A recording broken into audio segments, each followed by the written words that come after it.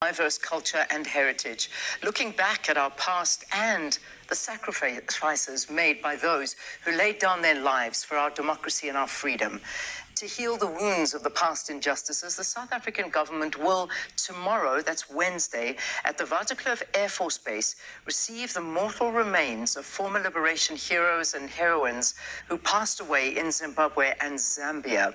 This, of course, is part of a broader repatriation and restitution program to honor their struggles and bring closure to loved ones. Now, to reflect on the significance of this process and how it has contributed to our country's heritage and national identity, we joined this morning by Professor Pikita Ntuli, who's a cultural analyst, and in a short while, actually, in fact, he is with us already, the CEO of the National Heritage Council of South Africa, Dr. Thabo Manetsi. Gentlemen, an absolute pleasure to have both of you, and Happy Heritage Day. Happy Heritage Day to you and to the Happy Heritage Day. Good morning. Good morning to both of you. Thank you. Good morning, Diane. Good morning to the viewers as well. Thank you so much, and to you. Prof, let me begin with you, Professor Ntuli. Many of the struggle heroines and heroes who laid down their lives were buried unjustly and not in their rightful burial place, instead outside our borders. So how significant is this repatriation and restitution process in correcting these wrongs? Thank you. Before I answer, I see that we have brought in Thabo from the Heritage Council. We have given me an award recently to see whether I behave. But let's move forward. Well, congratulations. No, you can't just say that and not tell us what the award was about. Congratulations to you. What was the award about? For being a very good heritage guy through my work. Amazing. And you deserve it. You deserve it more than anybody I know. So congratulations for that. So let's get back to that question. It's like this. In my culture, in Nguni culture, when a child is born, the umbilical cord is not cut.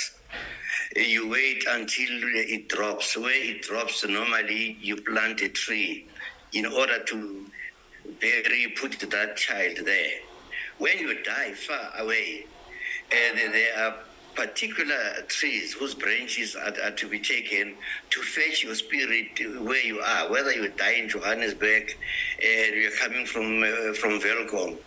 These are very spiritually sensitive and powerful cultural rituals that have got to be taken.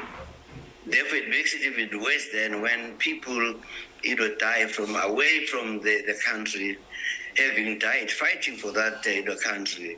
It becomes therefore very important that the government is actually doing these things. They need to be at least commended on this score. Yeah, they certainly do. But many look and say 30 years for this to happen.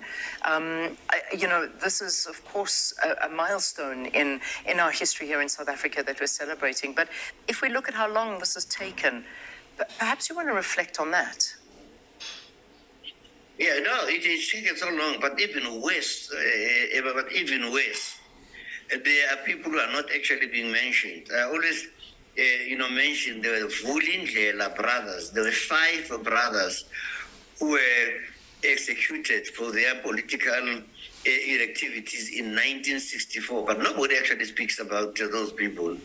There are so many massacres of the people that have done. We have not actually done, in a sense, our heritage, our people, very treated them very well as far as our heritage is concerned.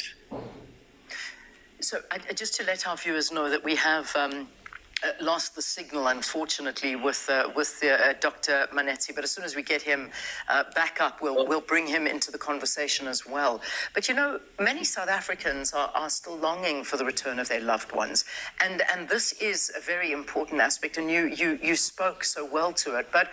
If we can even look at a broader perspective of what role the repatriation and restitution process can play in healing the wounds of our past injustices and perhaps bring closure for the family, but also for many that have been fighting to get their remains back here. But even more than that, if you link it, where did these people die? They died in Zimbabwe, isn't it? Yeah. Some died in Tanzania. Some died in here. And yet, when the people who are looking after their graves, who protected these people when they come into the country, they are makwere, they are foreigners, and therefore we have got to chuck them all up. That's why these discussions then could also make us have a discussion about how we should treat each other across our own borders in keeping with what SADC should be doing in the first place. Yeah. I mean, it does baffle the mind when we do speak like this. And I even think of the human remains of those of such as Sarah Baartman. I mean, not a political activist, but how should this brutal system of colonialism be redressed? Because that's another issue that needs to be resolved. Yeah, that needs to be resolved. And also, you do not know how many skulls of leaders that Brits have cut off the heads and took them to Britain. And those also need to be retrieved because of their spiritual significance.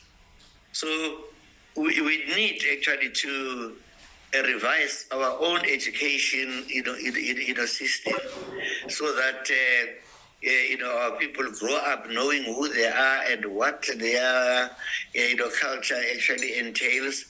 And then we are not going to have a situation like now when nothing seems to be going right, because there's no political will to do so. I can't say that people do not know that these are some of the things that should be done, honoring those that have sacrificed for their land and not have to wait for all those years. But let's say now that at least this has happened, it's a beginning where we are turning up a new leaf. Maybe the government of national unity will